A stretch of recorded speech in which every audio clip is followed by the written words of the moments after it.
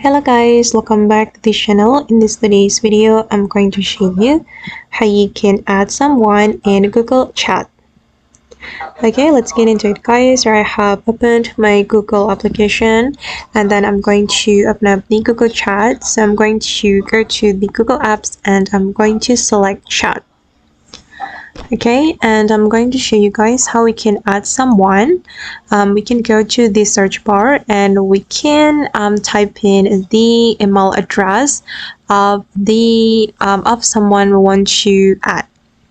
And for example, I'm going to add this one to my Google Chat.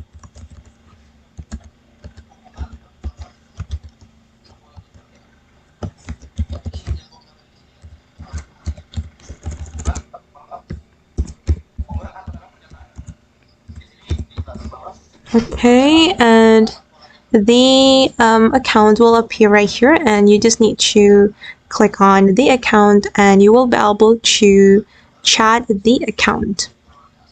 I'm just going to send message and you can click on this icon to send your message.